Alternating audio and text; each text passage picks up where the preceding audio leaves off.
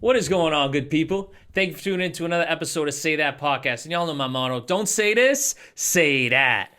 Before we start, I want to just remind everybody that you can follow me on Instagram, REPETE617, and my podcast page is say_that_pod. And also make sure to catch my last episode with my guy Simone, aka CMoney617. I've known that man for about 15 or something years now, straight out of North End. And right around the holidays, I had to bring the family closer together a little bit. So it was a great episode, and I hope you tune in. Secondly, I want to thank everybody for a great 2025. This episode right here is the last Say That episode of 2025. So I want to thank you, the viewers, and everyone who has supported me, followed me, subscribed, tuned in, whether it was the Say That Cypher, tuning into my antics, but a bunch of different people. I really, really appreciate it.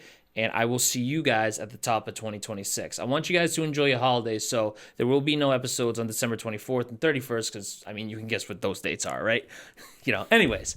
But I wanted to end the year right, and I wanted to end it special because this man has helped me and a lot of other people as well, and if you're listening, I believe he can help you too.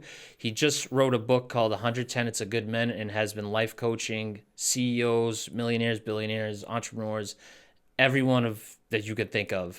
Please give a warm Say That welcome to James Michael Sama. How you doing, man? I'm honored, sir. Thank you for that, man. Thank you. I'm great. I've been looking forward to being here for a while. I know. It obviously, it's a different, I'm not interviewing a rapper. I'm not interviewing, someone, a content creator. It's like, this is probably the,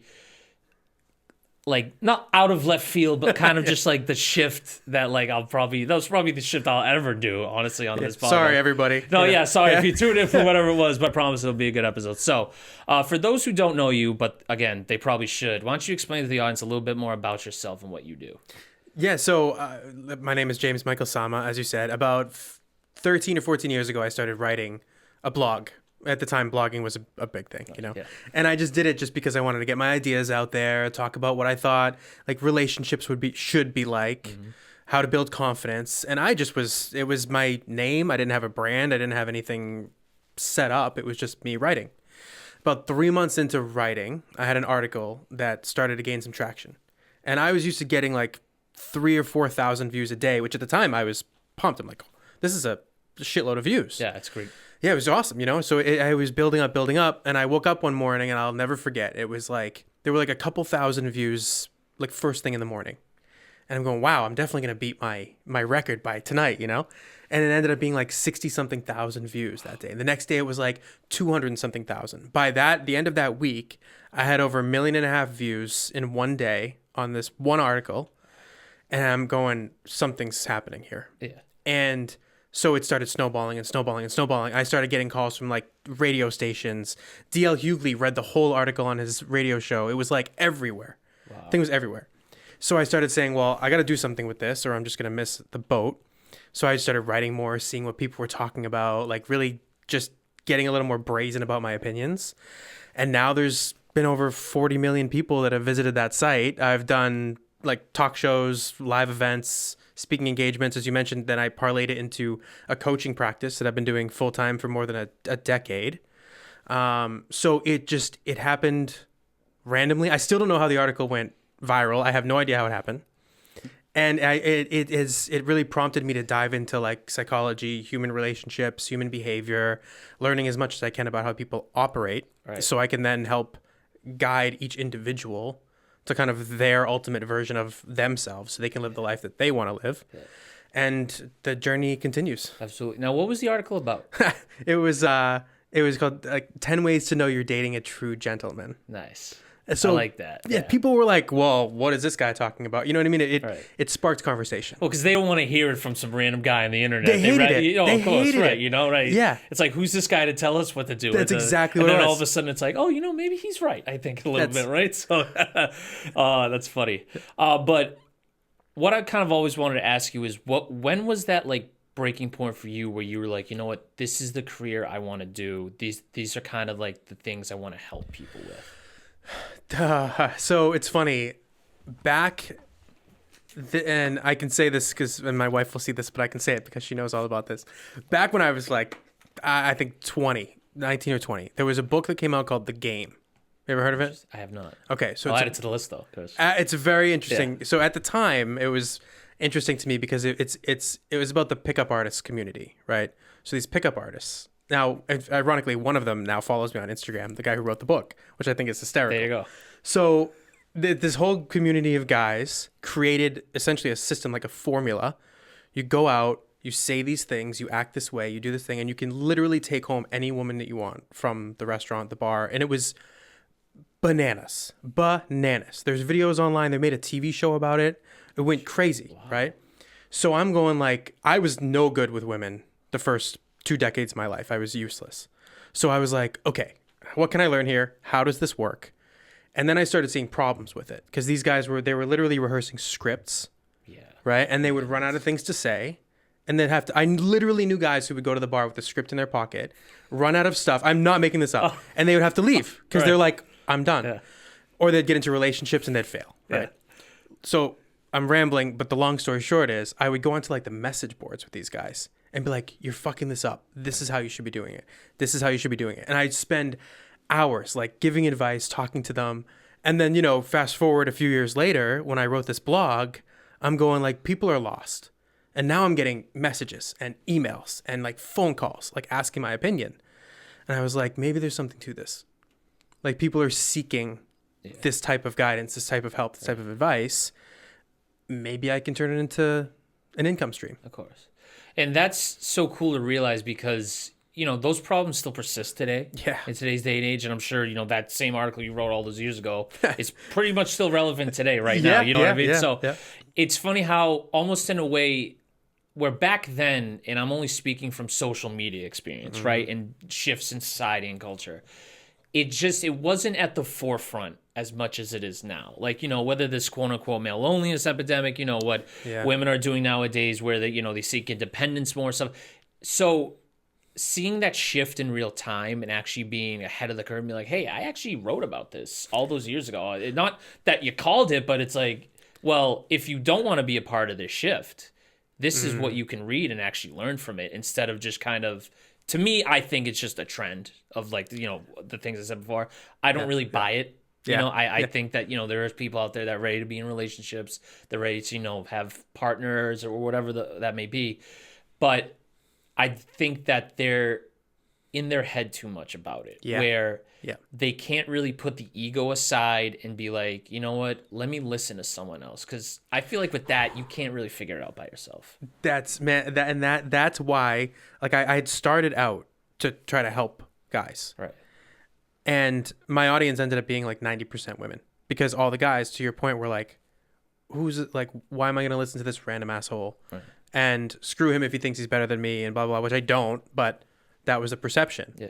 So it turned out to be, there was a lot of backlash, and they didn't want to learn. And which I will get into this point later about, the whole guy thing that we have talked about a couple of times, but I wanted to kind of go in depth, but you are right. So that is, but one thing that, it is admirable about yourself. And a lot of people have said this to me is they're not like jealous of my public speaking ability, but they're like, you're very calm on the mic. You're very straightforward and like steadfast where, I mean, in a way, picture an everyday conversation, just put a mic in front of it. It's not that, it's not nothing that serious, but were you always kind of like that good public speaker, or did it kind of come from like all those appearances on TV and radio and stuff like that? That's a good question. I always wanted to be an actor. Well, you look the part, right? Yeah, you're already right there. And that was like, and even when I had hair, I wanted to be an actor. Exactly. Like that was always, so I enjoyed like the storytelling aspect. Absolutely. Like my uncle's been a producer in Hollywood for 20 something years, and he would always ask me, he's like, why do you want to be an actor? You just want to be famous? You just this and that? I'm like, I want to tell, like, it's storytelling, it's experience for people. Yeah. So the speaking, kind of stemmed from that. And then I really I watch videos, I'm sure you do with the podcast. Of course. I watch videos from like 15 years ago. I'm obviously a lot older than you, and I'm just like, oh God, like I wasn't as sharp. Yeah. So there has been a lot of intentional work. Yeah. And I'm sure, and I have a long way to go, but of course. And I relate to that heavy, and I tell this to people all the time, was when this podcast first started, it looks nothing like how it does now. Well, look at this. I mean, right.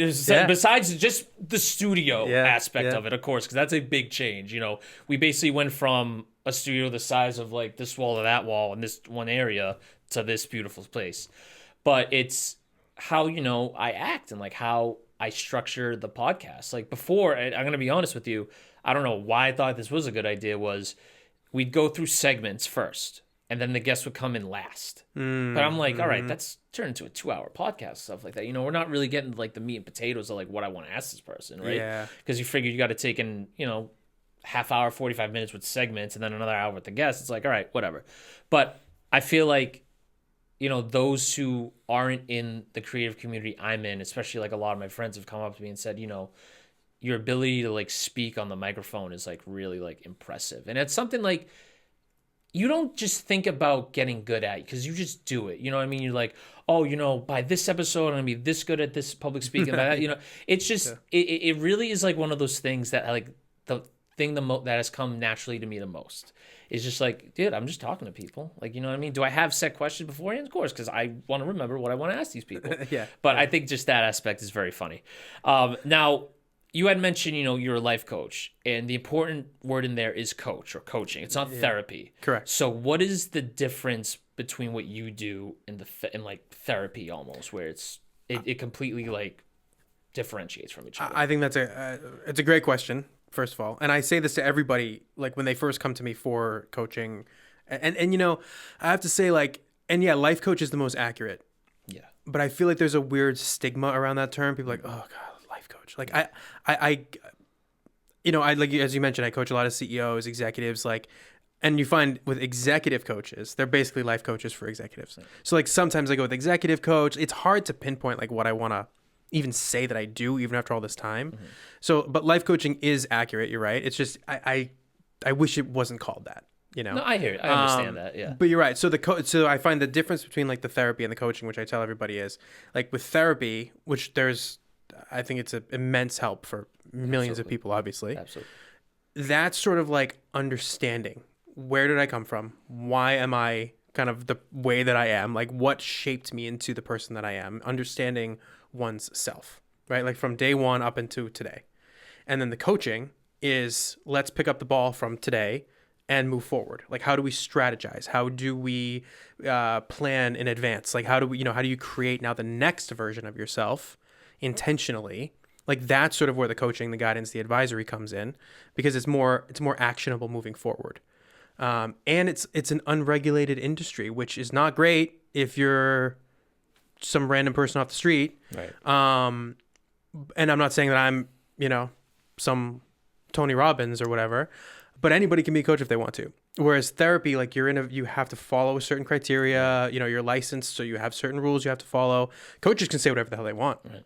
So if you can trust somebody, if you really want to, absorb info from that person, you're free to speak openly. Right. And I think when, I've explained what you do to people and I tell people that, and I had to kind of make that clear where it's like, I could still be a client of yours and go to therapy at the same time. Most of my clients also have therapists. Right. Yeah. Like at the same, right. So, and they're kind of getting the best of both helps in that area. Right. Yeah. But I like how it doesn't overlap. So it's not to like confuse a person mentally, I would say is a big thing. But like when I told people that, it's like, it's just something that if you have the means to do it, you should go through it. You should put the ego aside and that's the other thing too. Like, do you reach out to people or do a lot of people reach out to you? Never. It's all been just people coming to you. Yeah, because I believe I don't think you can sell coaching. Me personally, because what am I supposed to say? Hey, is your life fucked up? Do you need a coach? Like, right. You know what I mean? Like I put things out there. I write hundreds of articles, as you know. So people see that, and then at the end of it, I'm like, oh, by the way, I offer this if you want to work with me one-on-one, and then they reach out. Nice. So by the time people come to me, 99.9% of the time, they've been reading my articles for some of them years, and like an opportunity came up or a relationship status change, and they're like, this is the right timing, and they already know what they get when they come. I had a guy call me a little over a year ago. He's one of those. Man, the level of success I cannot even describe to you. And the first thing he said to me on the phone was like, you don't have to sell me. I'm already a client. Just tell me how this works. Like he knew from all the writing he had read, I was the guy for him. Right. So it's just, but I could never reach out cold outreach to somebody and be like, hey, do you need Right. a Because you private just advisor. never know, of course. Right? Yeah, and they're like, who is this? Why would Well, you I even? think you've also created a great funnel system through like your articles and like, your speeches on all these platforms where that's your sell right there Yeah. in a way. Yeah. Like not like, you're going out there, oh, I'm going to sell myself, but like I'm just going to go be what I feel like people need to hear. Yeah. And then from there, the coaching comes. Yes. So another thing that I was curious about was in your coaching career, like, has there been a central common theme or problem that you've seen across like multiple clients and like genders as well? And do you believe like the issues people are having that when they require your coaching, of course, are they generational gaps or is it kind of like a universal issue?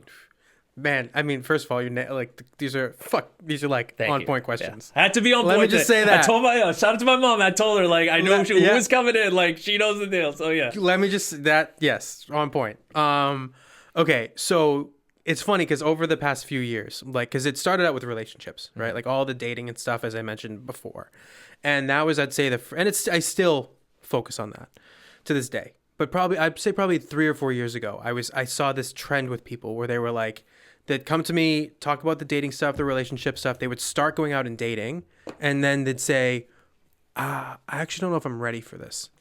I need to work on myself. I need to figure out what I need. This isn't actually what I didn't actually want to go out and find a partner. I needed to find who I was.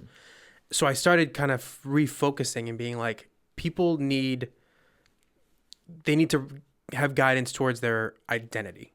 Like you know, I say that word a million times. Absolutely. Because it's like people are lost in terms of, well, who am I? Like, what do I stand for? What are my values? And if you don't know who you are, you sure as hell don't know who the best partner for you is. So that became like a universal thing I really started to see with people, was like they just didn't know who they really were. So the relationship almost became secondary, And that is right now my most senior client is 78. Wow. And I think the youngest is like mid-20s. So, and I feel like I'm talking to the same person half the time.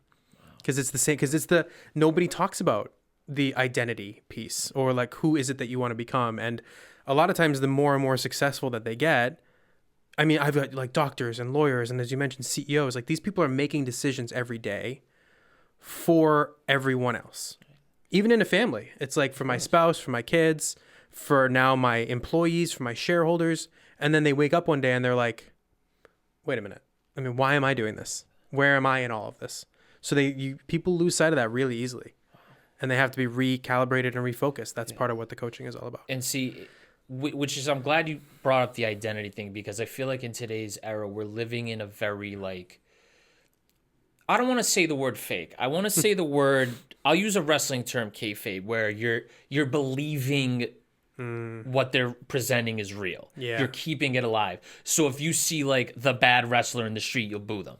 Yeah. And what I Yeah. mean by that is like, as we continue this kind of like diving into these online personas and all this stuff, it's almost like the Eminem Slim Shady thing, where where does one begin and end? Yeah. And in today's age, you see these people who have, I'll give them credit, success online, but that's not really who they are in real life. That's, again, a character or gimmick they present themselves with, and in turn, they lose the actual self. Right. So when you're, speaking about these, people with important jobs, it's like you forget in a way, as a quote unquote common man, that they're people too. Same thing. They see the success and they think that's it. Yes. But it's Yes. so far removed from the truth. And oftentimes that success is what causes the internal conflict because of that exact reason. Like now if you're the CEO of a multi-million-dollar company, what member of your team do you go to confide in? Where do you say, hey, I don't know what I'm doing? You can't. Right. You're the boss. You're the boss. Like, you're in quote unquote the apex predator. and that's exactly what it is. So if one person, and I'm not saying people have like ulterior motives to kind of overthrow you, but if one person smells weakness, either somebody's going to try to take your seat, or your team is going to lose trust in you. So they can't take the mask off. Right. And I see that more and more. And there's doctors. I have 3 doctors right now as private clients. And it's like they have to leave the call. One has to go and deliver a baby, or one has to go and like heart surgery or something. Yeah, like literally, that, right? I'm not literally text me like I can't make it today. I have this. Yeah. And then they're coming on and talking about internal struggles. Like people are people. Right. Humans are humans. It is, yeah, and it's crazy. And I think that if we progress more as a society, we look at it from that lens. Yeah. Because we just have to understand that no matter the level of success is like, you don't see it. Of course you don't. Yeah. You don't even see, people don't see the stuff you go through. So why would you see what these famous people go through? That's right? exactly. So that's my point. Yeah. But before we get into the book, I did want to mention it because it ties into something I had mentioned earlier about, masculinity. And we're living in a culture today, as you may know, of the quote unquote toxic masculinity figures of like, these, I'll name them Andrew Tates and all these guys who they sell you on this idea what it means to be a good man, right? But a lot of it is crap. Yeah. Not even a lot of it. I think all of it is. All of it is bullshit. And it's obviously just them trying to sell whatever they want to sell, right? It doesn't come from a place of like what you do where it's like, hey, you need to hear this. It's like, no, like listen to me. And like, this is, my word is law type of thing. Yeah, right. So where does your version of what being a good man is compare with their version? Why is it so different? Man, again, it's balance. There's no balance in what like people like that preach. And it's also that there's not preaching. Like a lot of people think as a coach, I'm telling other people what to do. Like I don't do that. Like I always believe people know what they need to do. Like if you want to lose 5 pounds, you shouldn't be ordering that shitty food. Like people know what they should be doing. Right. It's my job to sort of guide them to those answers. And I think a lot of those people are saying, like, to your point, like this is the right way to do it, and if you do it a different way, that's the wrong way. Like that's not, you don't know this person. Yeah. There's 8 billion people in the world. You can't apply universal advice to anybody. Right. And I think really balance is the whole key. It's like there has to be give and take. Like it's a dance. Like there's a time and place to step up and be protective, and then there's a time and place to sort of sit back and let somebody else take the lead. I mean, it's nuanced. The whole concept of masculinity, like there has to be the balance, the ego put aside in some ways, and to listen. Yeah. And the term I can kind of use is like, I don't want to like specifically say like the Andrew Tates, but it's more so of the people that, again, cosplay or use this gimmick of I'm this Roman gladiator, or I'm like Alexander the Great, and like I'm gonna eat 10 raw steaks and like but that point of it is like, is no one ever just, again, it's a gimmick, it's kayfabe. They want you to believe that because you don't, if you follow that lead, I mean, whatever, you're your own person, do what you may.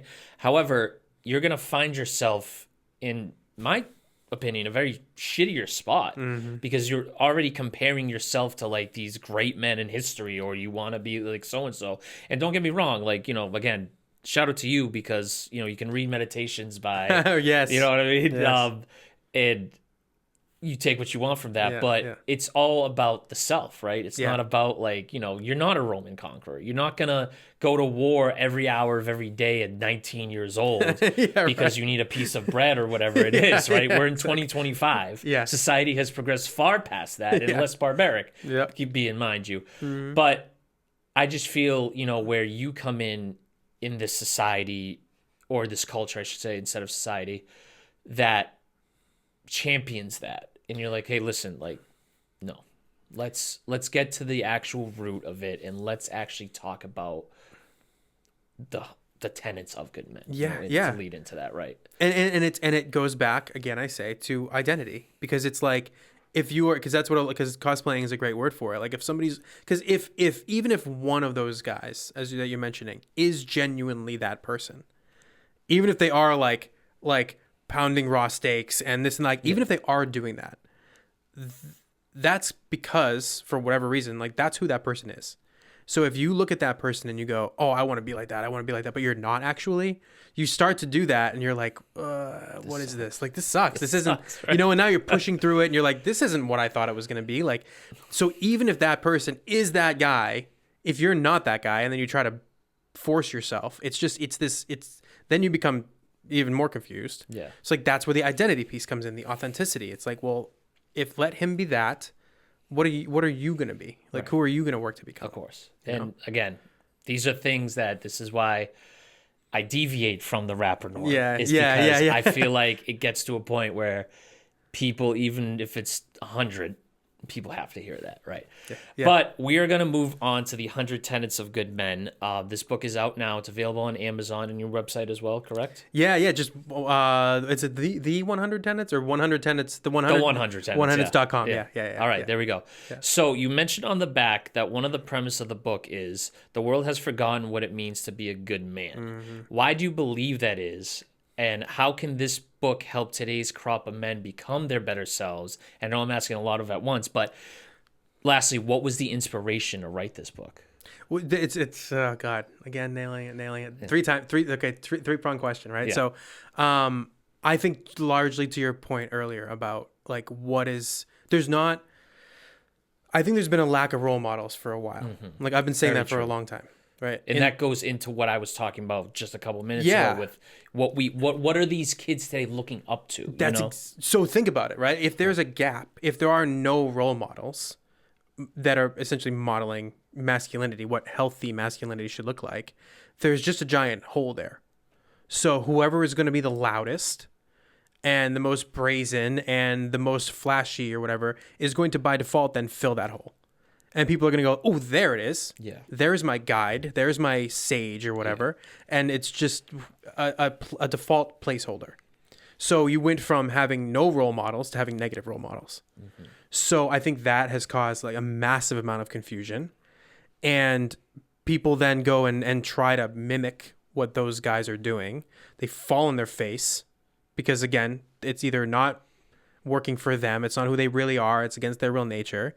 So it creates an even more negative cycle. And then they go, this isn't working. I must suck because what he says is gospel essentially isn't working for me. So it must be my problem. Right. And then they fall deeper and deeper into a hole.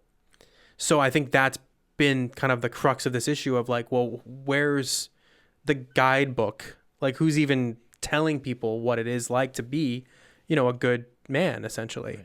Right.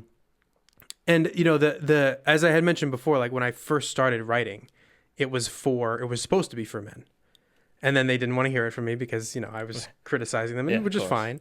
But, I've found myself as a result of that writing for women for years because it was a female audience. Mm-hmm. So I'm like, well, obviously I want my stuff to be read. And if these are the people that are reading it, I'm going to write for them, which has been fine.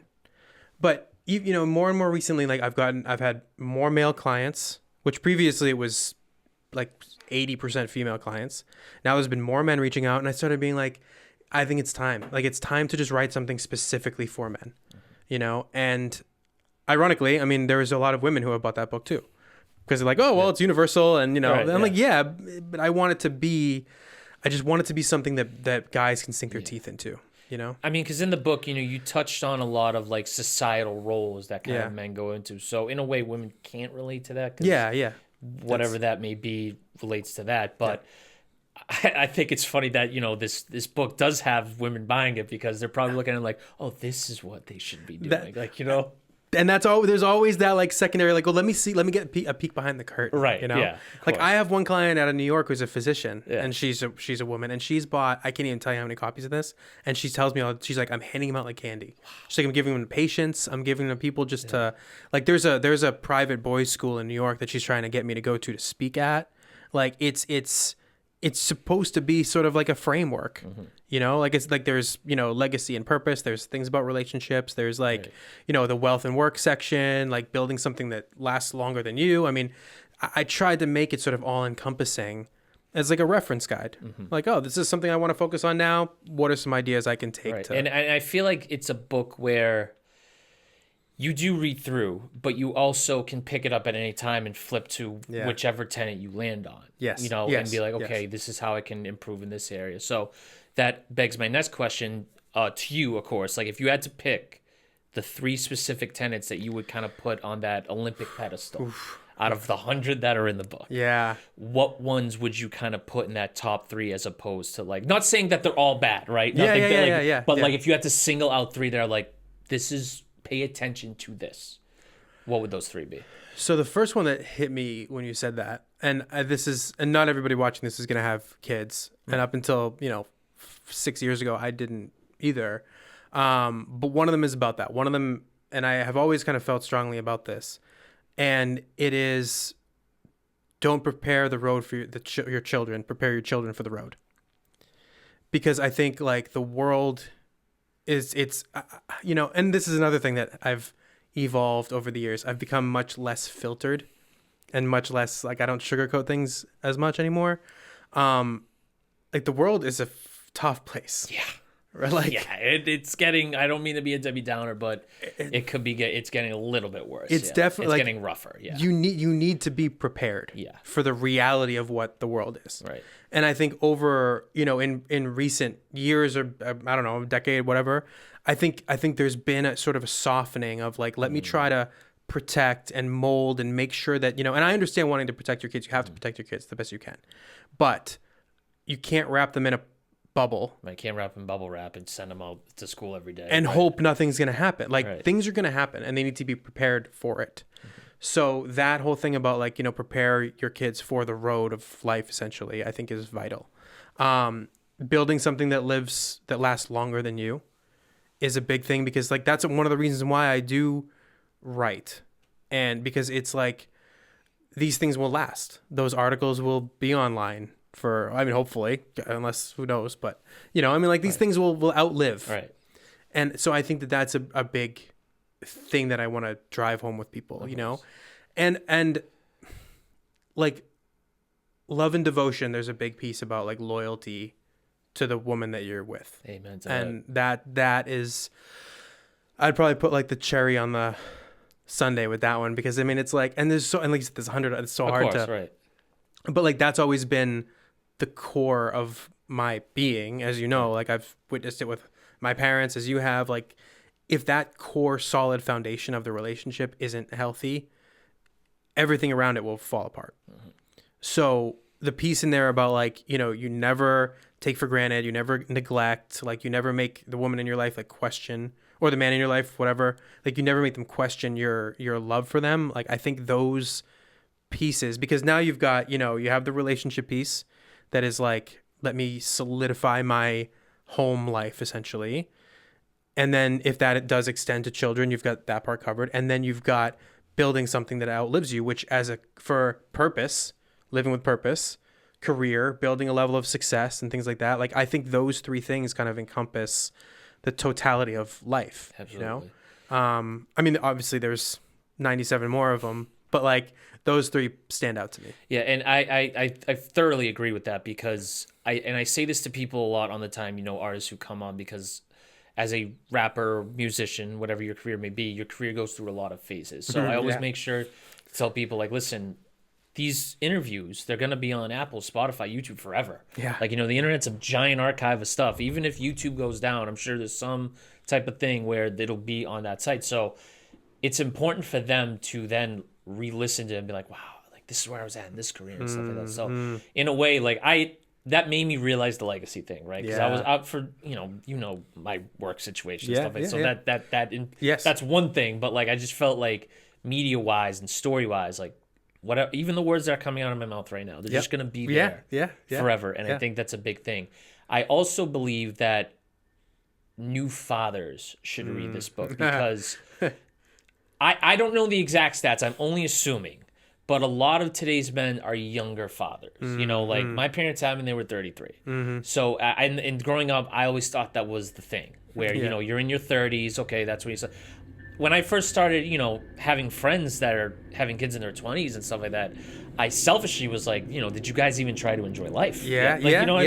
But again, I'm not trying to like call out one specific person, but I feel like, again, talking from a broader sense, a lot of them are unprepared. Yeah. They don't they're just like, oh, child. Like, no, that's life.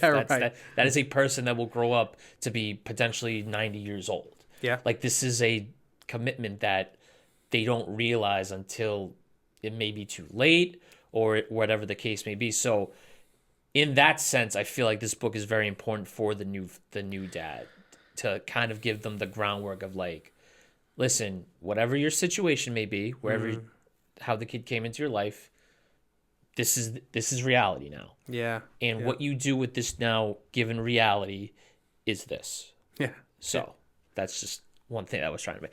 But if I could single out a couple of tenets, because when I was reading this, it is a bit, this one is a bit earlier in the book, but I think it's the sixth one, if I believe. But the part where you say character outweighs reputation, that's something, again, as we talk about the internet, you know what I mean? Yeah. Is something, you know, I personally feel speaks to like this current generation and like state of the world, like, especially when you dive into the integrity discipline. It first starts off with choosing principle over popularity. And if you've taken a gander at any social media, that is just not true at all today, right? Yeah, right. So again, something I say is complete loss. So everyone wants to show, but before I kind of go into that, I feel like everybody wants to show off their discipline. Yeah. To the point where they're not disciplined enough to then not do that. Right. You know, they want people to say, they want to say, oh, I'm working hard. You know, I'm doing this. I'm so disciplined. I do 50 push-ups in the morning. I go to the gym. Like, just do it, right? Yeah. So I kind of want to know, like, your thoughts on that, if, like, that specific tenet really does tie into this state of men, as you would say, in this social media age that we're in. And let me say too, like I'm guilty of some of this too. Right. You know, it's like I'm not, and I know it looks like it a lot of times, but like I genuinely am. Let me say it on the record. Like I am not speaking from an ivory tower here. Like a lot of the stuff, like a lot of times with writing, I'm writing to myself. You know, I'm like, dude, like. Yeah. Get your shit together, you know? And then I'm just like, let me just publish this to the world and see. Right. So a lot of this is internal reflection too. And I agree with you. Like a lot of it has become sort of performative. Like, let me, you know, I'm performing discipline. I'm showing discipline as opposed to just being like, let me go and do it, you know? And I think that there is a level of like external accountability where you can be like, hey, you know, checking at the gym, did it. Okay, let me just confirm that I did it to people or whatever. But like, yeah, everybody has become, it's almost like they're building, like they're putting the decorations up on the Christmas tree while it's still on the ground. Like they're not putting the thing up and getting it sturdy and like ready to bear weight and then putting stuff on it. They're like, let me just rush to the pretty stuff, you know? And then they're going, well, it's still on the ground. I have no foundation. And when they go to put it up, everything just falls all over the place because they did it in the wrong order. Right. Like, I think that's what that sort of like, it may focus so much on my reputation, what people think of me, that I don't actually work on my internal character. So I've got nothing to really sink my teeth into. Like, I have no real foundation of self. And it's just, and I know these tenets come early, but I feel like that whole section of that book is like the immediate, like speaking to that's like character man, building. Yeah. Right. You know, like, so, because I've seen, you know, people go against that tenet, and then I read that, I'm like, wow, like, you know, again, not I retire, but you're right in a way, because the whole thing of like wanting to get in shape and like, dude, I know a lot of people that just got in shape and popped up when they like, hey, I'm in shape now. Like, I didn't need to show anybody. And then I know, and then there's people that are chronicling it. And I guess to a certain degree, I can't really tell them what to do, you know, but just from the self standpoint where it's like, well, if I put up on my story every single day that I'm doing 50 push-ups, going to the gym for 2 hours, doing this, what do people actually even give a shit? They don't. Like, they don't. They don't. Right. So what's the point? Like, are you doing that for you? And which I guess, you know, whatever, at that point, just don't even do it. Or are you doing it to like prove something to people that you kind of know or maybe don't even know? And I think, you know, with the asterisk of like, if you're a trainer, for example, right? Like if but obviously, like as you're saying, like it's just the normal everyday person. It's kind of like, and I do think a lot of people, I don't know if they're hoping for, I don't know what they're hoping for. And I don't know what I'm hoping for. You know, I like these things, this is kind of like the mind fuck of what social media has done. Like, what are you actually looking to receive from this? And I catch myself doing it, and I probably have said it to you in the past. It's like, sometimes I'll be scrolling and just kind of stop myself and be like, what am I looking for? Right. Like, what am I waiting to see? Right. You know? And sometimes it's a trending audio for a reel, and then I'll look until I find it, and then I'm done.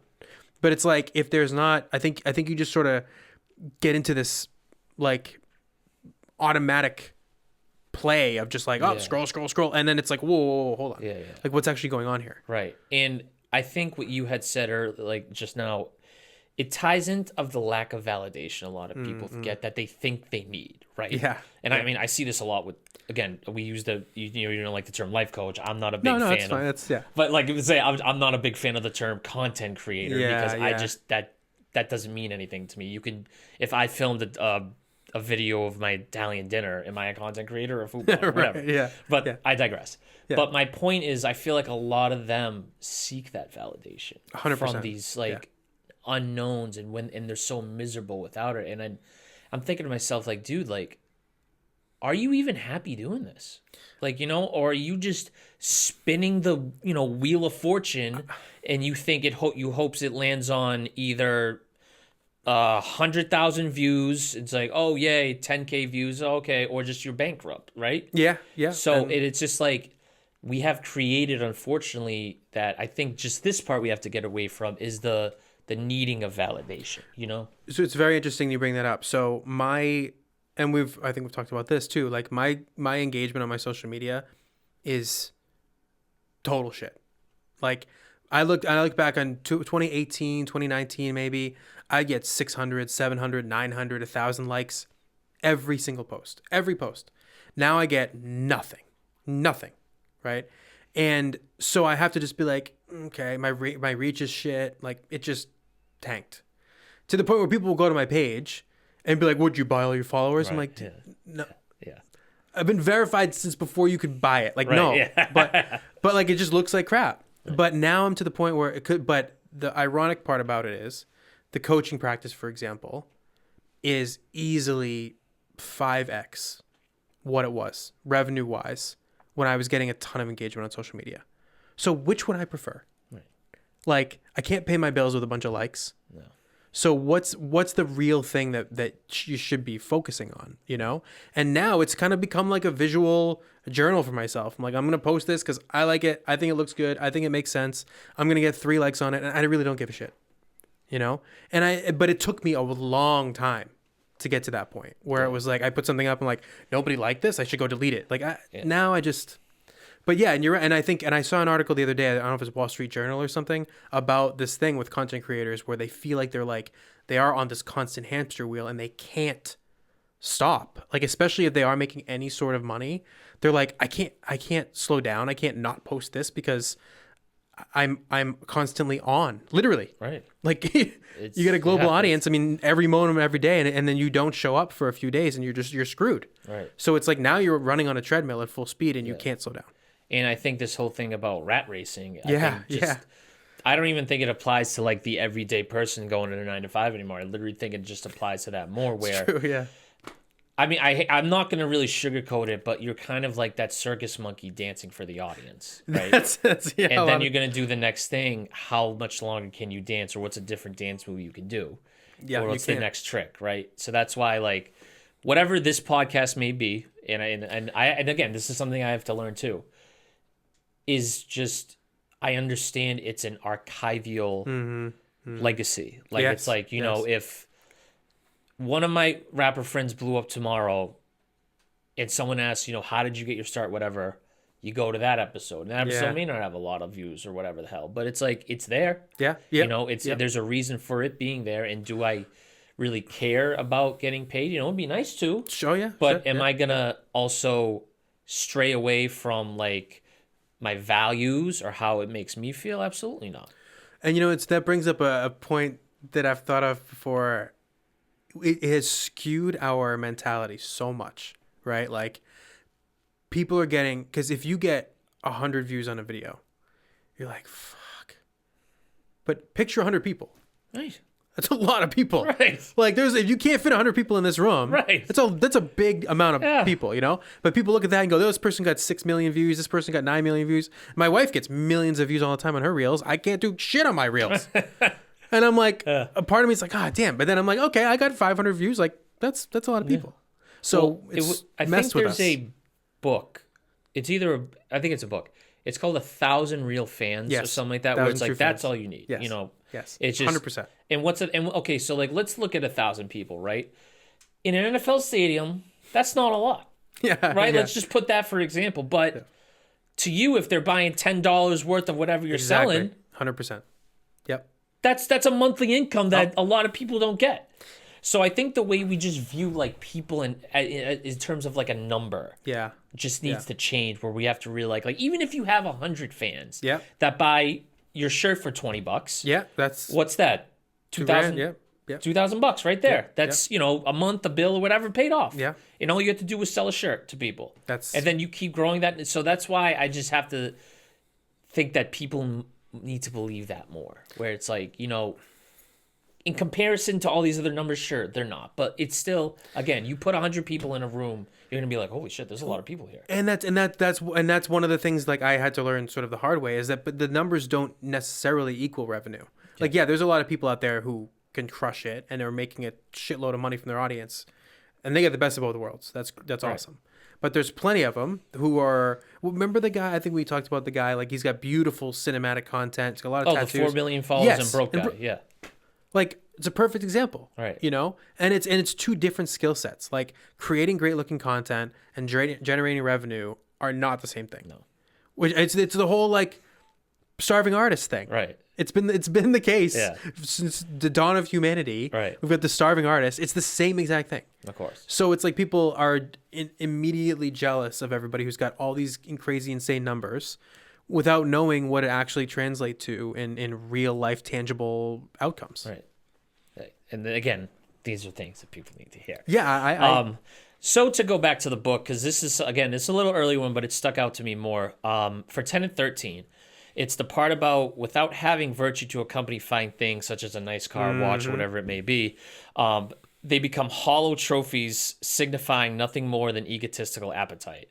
I firmly believe that's very true. Again, I know this isn't a social media heavy thing, but that's just the thing that we see the most of on the daily, where it's like, oh, you just bought a Lambo or whatever? Like, okay, cool. What does that mean? Yeah. Like, so kind of go more in depth to people watching right now or listening about what that truly means and how, when you get to that point of getting these things, they can mean a lot more than just like, boom, I have it.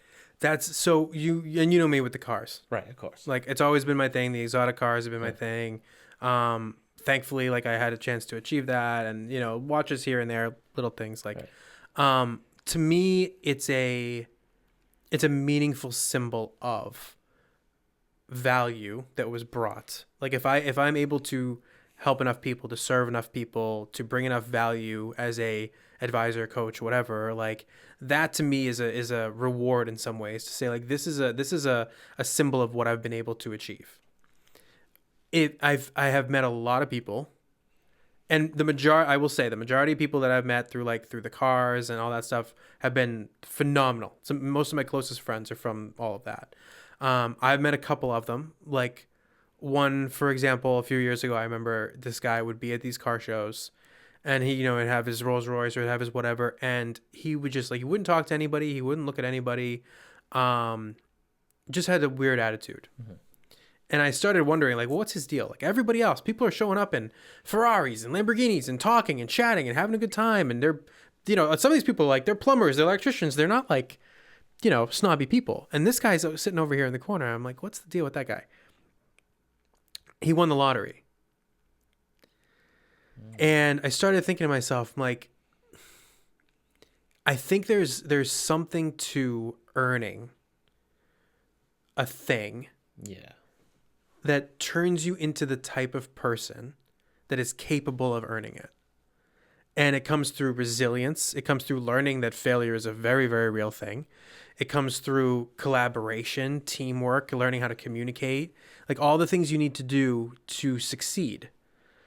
Whereas if it is just handed to you, or if it is just, and hey, if I could win the lottery tomorrow, great. I'm not saying it's a bad thing, right. But it's like, if these things are just physical items, trophies, without any real meaning behind them, it doesn't really resonate with you. It's just a thing. Yeah. And it becomes almost like a not a trophy of achievement, but a trophy of ego. And that's a big differentiator with like, and that's why I don't even look anymore. And maybe it's a strange thing to say I'm desensitized to like Lamborghinis and stuff, because I used to be like, oh my God. And now I see one, I'm like, because I've met a lot of assholes who have them. I've met a lot of amazing people who have them. Right. But you don't know which one is which until you actually talk to the person. Right. So the thing itself doesn't impress me anymore, you know? And that'll surprise a lot of people because people think I'm materialistic because of everything I post or whatever.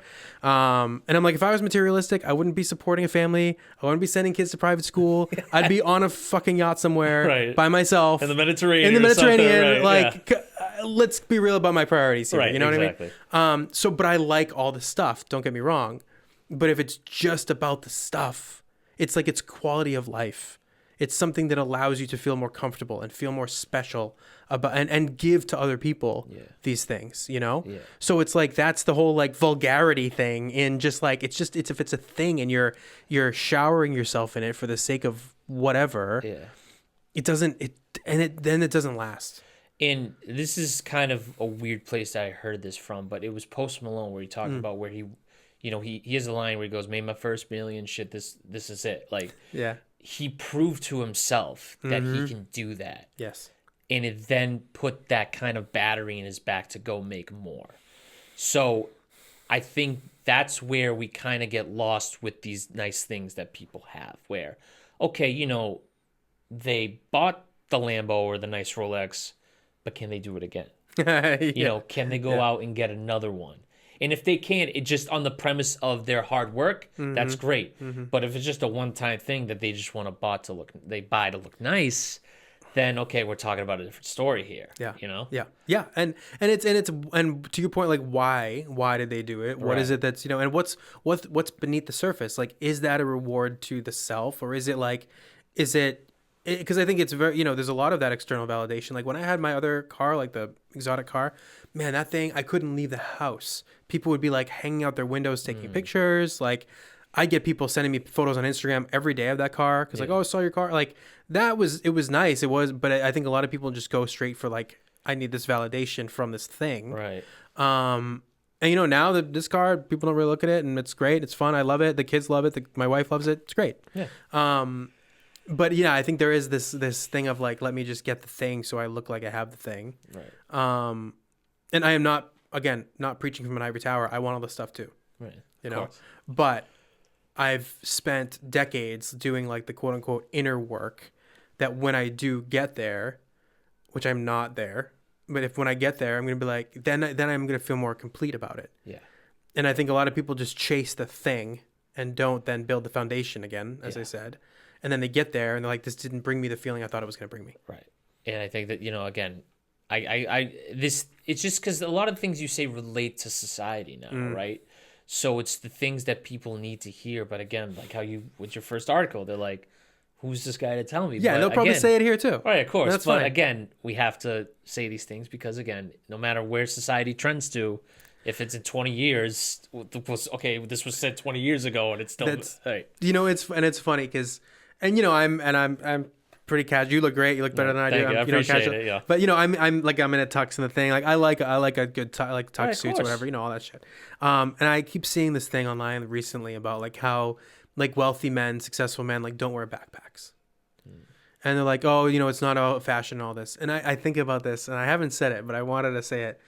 A few months ago, I had lunch in Boston with a client, and this guy has donated hundreds of millions of dollars, literally hundreds of millions. I'm talking, this guy is like, right. And we had lunch in Boston, and I drove him to wherever he was going next. I dropped him off. He's walking across the street, and I'm thinking to myself, he was wearing a backpack. Yeah. And if you look at him, you saw a guy walking in Boston. Yeah. Among a million other people walking in Boston. There was not a single thing where you would look at him and be like, that guy's worth $600 million. Not a single thing. Right.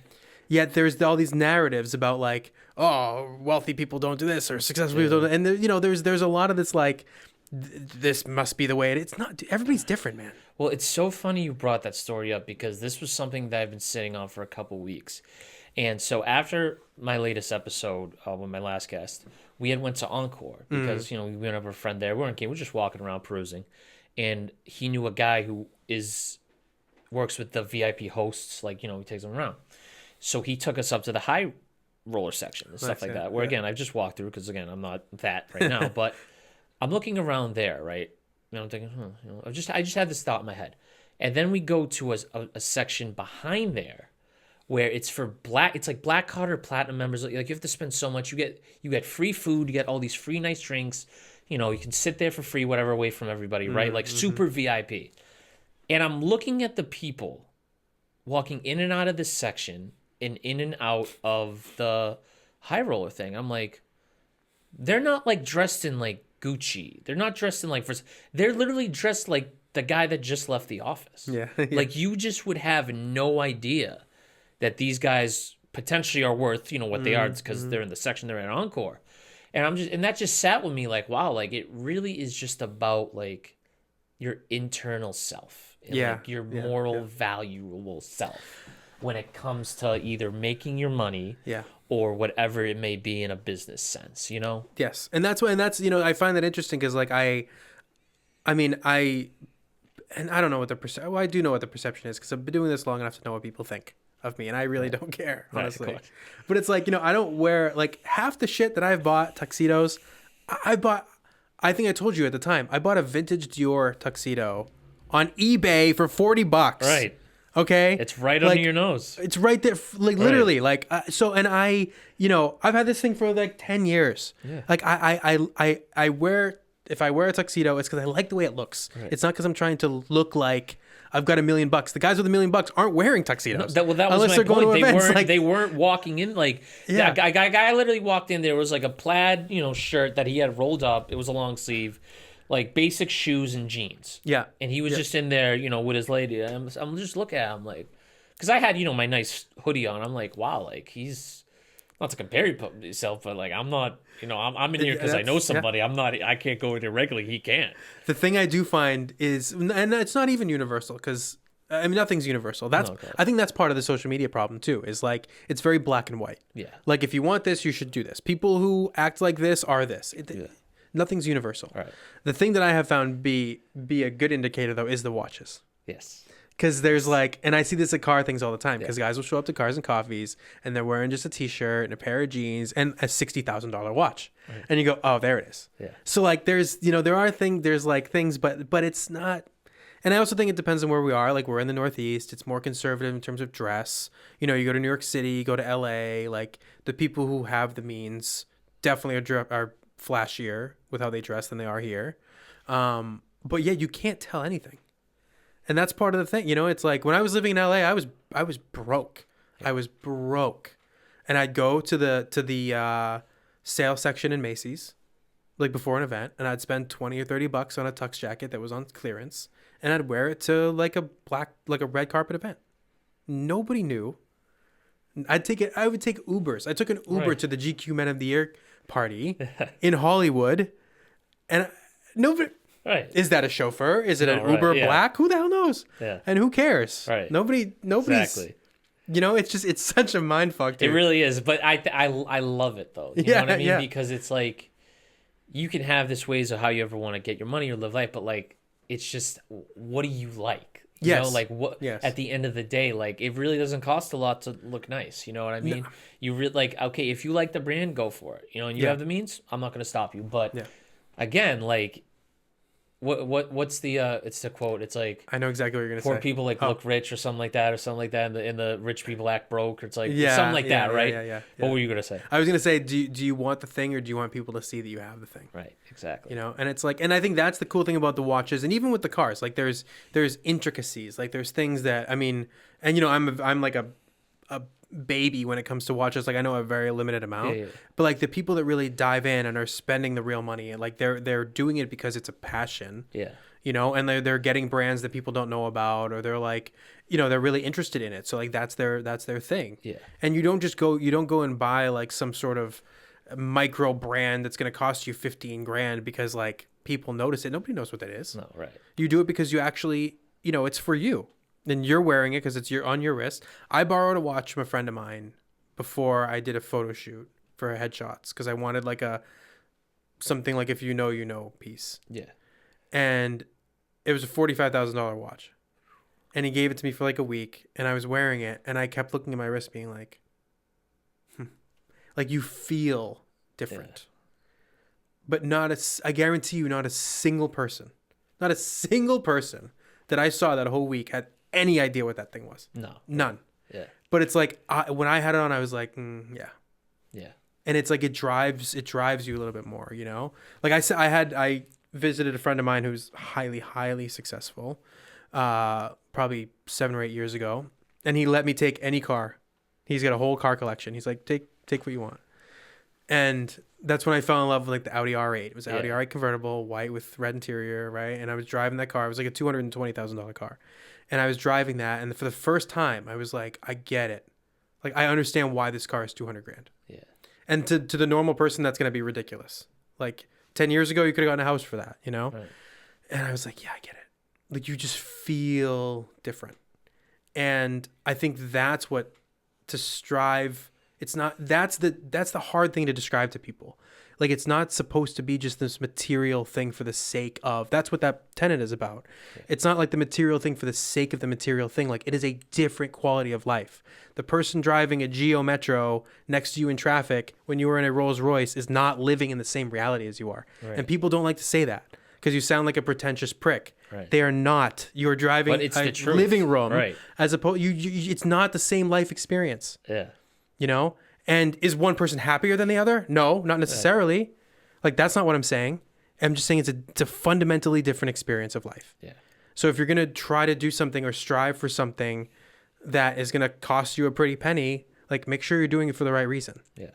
You know? And it means something to you. Absolutely. I firmly agree with that, especially because of what I bought and for everything. But like I tell people all the time, it's like I buy it because, you know, I do like it, whatever makes me look nice, and I thank you for the compliment, you know, because what I've worn has definitely got some eyes. Yeah. What kind of like, you know, that, but I do get what you mean by that, and it is a feeling of like I want to level up more, so that way, like, you know, not that I want all these eyes, but like, okay, next time they look, maybe it's like I'm just differently. Like, and it's and that's intentional, like, presentation, right. You know, and when you get to the point where there's a family and there's, you know, and that's another piece of this too, and stop me if I'm rambling too much. No, please. There is a quality of life that and I've said this before, and I probably get shit for it, but I'm fine with that. I said it on the podcast my wife and I had started a little while ago. Like, it's like, as a provider, like, I'm personally a provider for the family, mm-hmm. right? And not everybody's going to be, and that's more than fine, obviously. But like, it's a responsibility. It becomes a responsibility to give a certain quality of life to your family if that is on your shoulders. Like, you should be striving to at least have a comfortable life. I'm not saying Rolls Royce and mansion. I'm not saying that. I'm just saying, like, it's a fundamental life experience that you should want to give to people you care about, and do everything in your power to be able to do that. Like, that's the thing about quote unquote material items. It's comfort, it's freedom, it's quality of life. It means, you know, like, better quality foods. Like, it's a lot. It's a hefty thing, man. And it's not an easy thing. Like, I'm not saying it's easy. It sucks. Like, entrepreneurship is not fun sometimes. I'm not sugarcoating it. No, right. But it gives you something to strive for. Of course. For the right reasons. As humans, we all need that. You need purpose. Right, you need it. Absolutely. That goes into my last question, but I wanted to ask you about the roundtable. Yes, you know, that's one of your newer ventures, right? It's about a year now you've done it, right? It's it's like 6 months. Oh, really? Yeah, wow. I thought it was like a year. I know. Tell me about it. Oh my God! Wow. So kind of talk to me about like how that came to be and like what you wanted to do with that as opposed to like something different, right? See, it even comes with. Yeah, I gotta play. Yeah, right. Yeah. So I the round table was with these clients and stuff, right? It was like I would have these conversations. Yeah, I like that. Yeah, thanks. Sending one out today, actually. I've had all these clients who were just incredible people. Like I said, doctors and lawyers and all that. And I would have conversations with them and just stop at the end of the call and be like, whoa. Like, a breakthrough would happen or something amazing would happen. I started asking myself, like, what could be possible if we started putting all these people in the same room? Like, what if all of them started collaborating, you know? And not literally the same room, like a virtual room because they're all over the world. But it was like, what if we just got everybody together on a regular basis and like had like deep conversations, philosophy, leadership, family, fulfillment, all that stuff, legacy. So I floated it to a few a few clients and a few people, and they were like all about it. And like right off the bat, I started getting flooded with messages. People want to know what it was all about.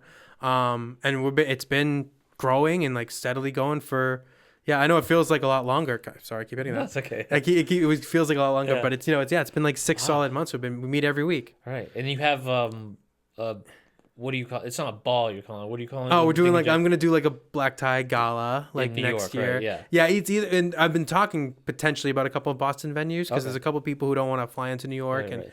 But it'll either be Boston or New York. And Nice. yeah, it's like a private like leadership council, it's not like So a networking group. What are the requirements, I'll say, to join this elite company? You you gotta be just insightful, down to earth, curious, driven people. Yeah.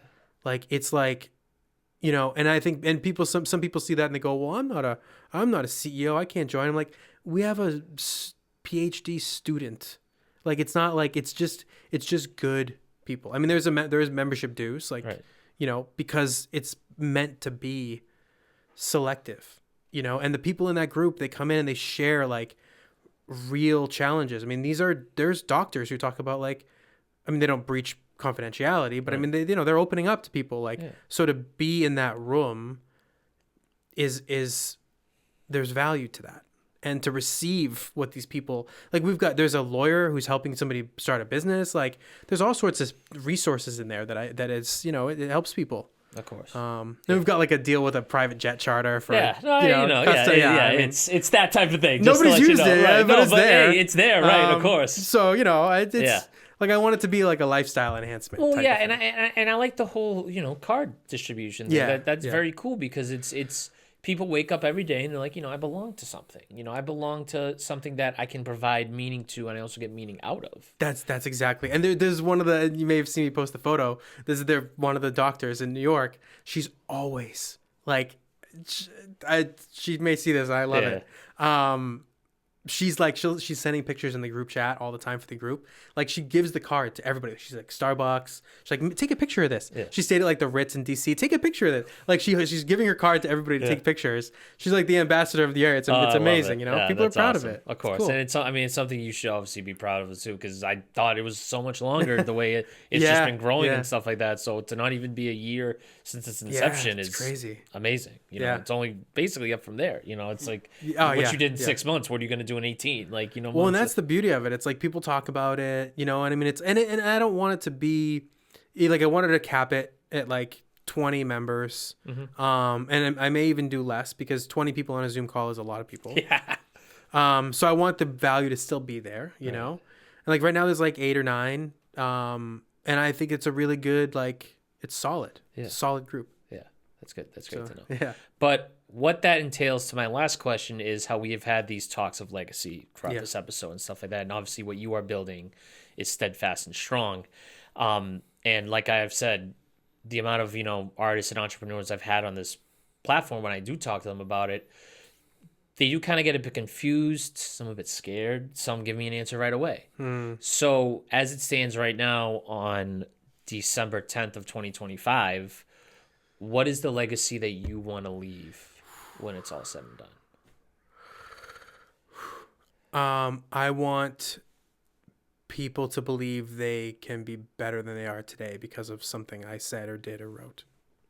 And I don't say that from a criticism standpoint, like, oh, I'm not doing well, but even better. I think that's why I have limitless tattooed here. Like, I don't think that there's a limit to what we're capable of achieving, and there's always another level. And if somebody can read something or hear something or be inspired by something and push for that next level for themselves, that to me is a win.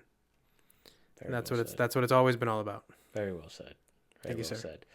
So with that, I will end this episode. But before I do, where can everybody find you? On socials, websites, where can they find the book? If you can't talk to the camera right now, so that way they hear from you directly. Yeah. Thank you. So at James M. Sama, maybe we'll link it in the description. Yep, it'll be there. That's Instagram, Facebook, LinkedIn, Twitter, the whole deal. Yeah. Find me on social media, and then 100tenets.com brings you right to where the book is, and that's right through Amazon, Barnes and Noble, the whole deal. So we'd love to get thoughts on it. Go buy that now because it is going to help you as we head into this new year and beyond. But with that being said, ladies and gentlemen, I want to thank you very, very much for tuning into the last Say That episode of 2025. I hope you enjoyed it as much as I did. I know it might be one of those longer ones. However, I wanted it to be that way, just to let you know, because when I tell you this episode is a long time coming, and I'm glad this man was the very last guest of the year, it was by design. Breaking news. But with that being said, you can follow me, as you know, on Instagram, REPETE617. And the Say That page is say_that_pod. And if you want to follow me on Twitter, it's 617repeat_ as well. And as always, like I tell you every episode, I know I'm a little more high energy, but I'm very thankful for this. So I'm going to take a little bit of a step back. You know what I mean? Kind of get in my professional bag just a tad, you know?